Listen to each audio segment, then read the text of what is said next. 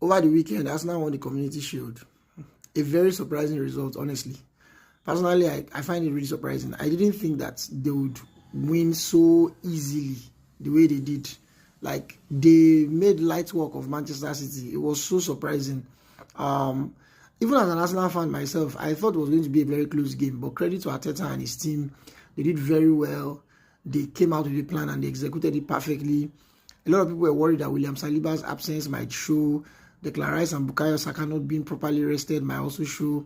But Arsenal didn't even need to rely on those individuals to do the job. And credit to Arteta, credit to the team. It looks like they are going to be, the team to fear, the team to beat this season. And they are not even done in the transfer window yet. So a lot more to come on that front as well.